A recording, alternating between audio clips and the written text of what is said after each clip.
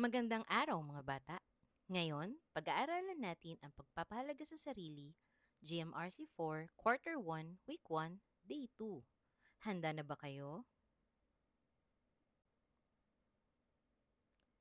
Sa araw na ito, inaasahang na ipapaliwanag na ang sariling kakayahang mag-isip at magmahal na natatangi sa tao ay magagamit niya upang mapabuti ang kanyang mga gawi at pakikipag-ugnayan sa kapwa.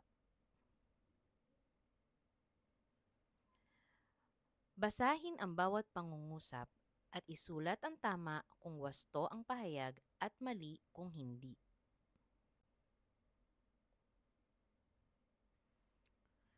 Unang bilang, ang talento ay likas na kakayahan ng tao na hindi na kailangang paunlarin. Tama, mali. Ikalawang bilang, ang kakayahang mag-isip at magmahal ay mga katangian ng tao na nagpapabukod tangi sa kanya sa ibang nilalang. Tama, mali. Ikatlo, ang natatanging talento ay maaaring paunlarin sa pamamagitan ng edukasyon, practice, at patuloy na pag-aaral. Tama, mali. Ikaapat na bilang, ang mga tao lamang ang may kakayahang magpakita ng pagmamahal sa kapwa. Tama, mali. Ikalimang bilang, hindi na kailangan ng pagsasanay para mahubog ang mga talento ng isang tao. Tama, mali. Ating iwasto ang ating mga sagot.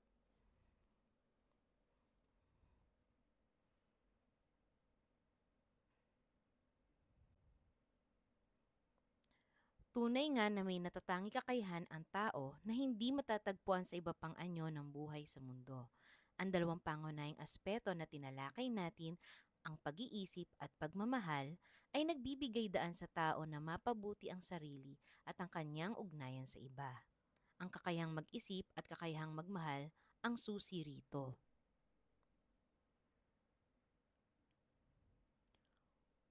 Una, ang kakayahang mag-isip o ang cognitive abilities. Ang kakayahang mag-isip ay nagpapaangat sa tao mula sa iba pang mga nilalang. At ito ang nagbibigay sa kanya ng kapasidad na magplano, magsuri, at magdesisyon. Sa pamamagitan ng paggamit ng kanyang katalinuhan, maaaring gawin ng tao ang sumusunod. Una ay ang pag-aaral at pagsusuri. Sa pamamagitan ng kanyang kakayahang mag-isip, ang tao ay may kakayahang mag-aral at pumukaw ng kaalaman. Ipinapakita nito na ang tao ay maaaring magpatuloy sa pag-aaral at pag-unlad sa iba't ibang aspeto ng buhay. Kasunod ay ang pag-aalala at pagpaplano. Ang mga tao ay may kakayahang mag-isip tungkol sa hinaharap, mag-isip ng mga solusyon sa mga problema at magplano ng mga hakbang upang makamit ang mga layunin. Ito'y nagbibigay daan para sa pagpapalakas ng kakayahan sa pag-organisa at pagtitiwala sa sarili.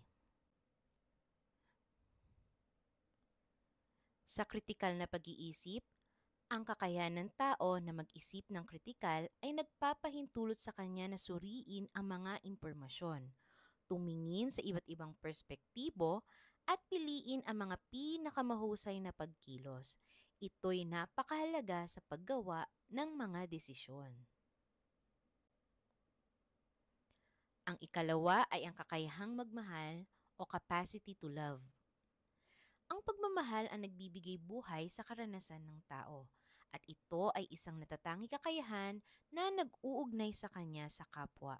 Ang pagmamahal ay naglalagay ng halaga sa ugnayan, nagbibigay inspirasyon, at nagpapalalim sa pag-unawa. Sa pamamagitan ng kakayahang ito, ang tao ay maaaring magkawang gawa. Ang pagmamahal ay nagbibigay inspirasyon sa tao na magkawang gawa at magbigay sa iba.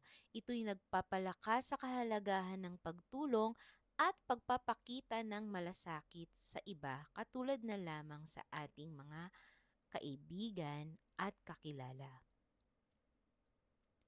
Magbigay pansin at makinig. Ang pagmamahal ay nagpapakita sa tao ng kahandaan na magbigay pansin sa iba at makinig sa kanilang mga pangangailangan. Ito ay nagpapabuti sa kalidad ng ugnayan at komunikasyon. Kaya dapat sa ating pamilya at mga kakilala, tayo ay nagbibigay pansin at nakikinig sa kanila. Pag-unawa at empatya.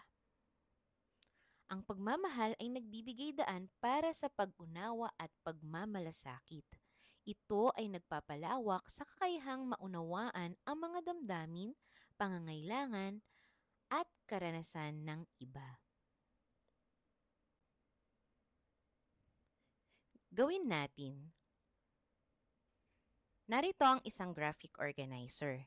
Isulat ang mga bagay na gusto mong gawin upang makamtan mo ang nais mong natatanging kakayahan.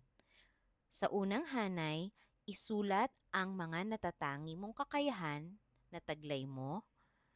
Sa ikalawa namang hanay, isulat ang natatanging kakayahang nais mong makamtan.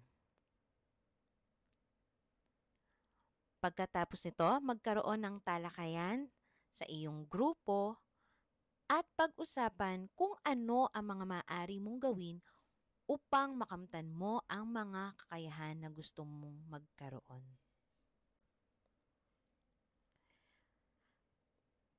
Basahin natin ang sitwasyon na ito.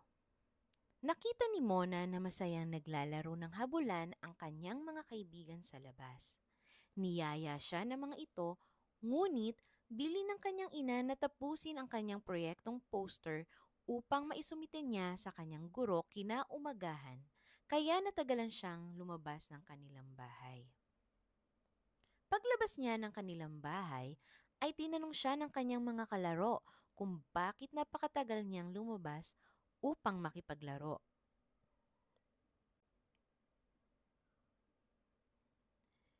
Tama ba ang ginawang pagsunod ni Mona sa kanyang nanay? Bakit? Kung kayo si Mona, tutularan rin ba ninyo ang kanyang ginawa? Bakit? Isulat ang sagot sa iyong kwaderno at makipagpalitan sa iyong katabi.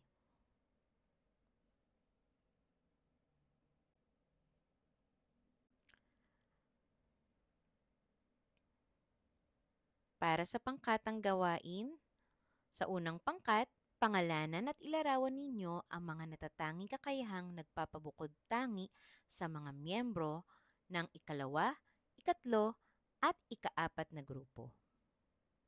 Sa ikalawang pangkat, paano ninyo napatunayan ang sariling kakayahang mag-isip at magmahal ng natatangi sa tao ay magagamit ninyo upang mapabuti ang inyong mga gawi at pakikipag-ugnayan sa kapwa. At sa ikatlong pangkat, kailan at papaano na angkop ang mga kilos na nagpapakita ng kakayahang mag-isip at magmahal ng tao bilang bahagi ng kanyang pagkabukod tangi.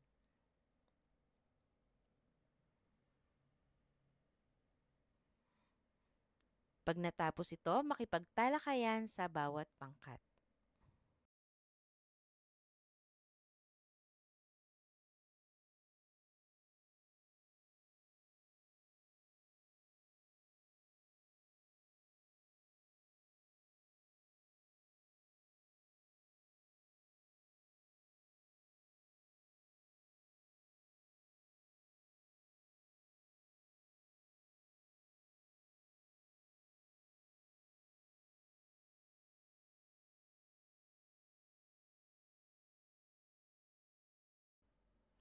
Para sa pagtataya, lagyan ng check ang kahon na tumutugma sa iyong antas ng pag-unawa para sa bawat kakayahan.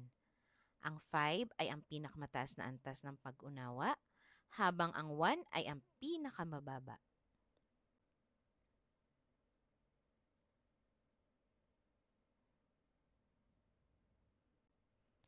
Maraming salamat sa iyong pakikinig. Muli tunghayan nating bukas ang Day 3. Paalam!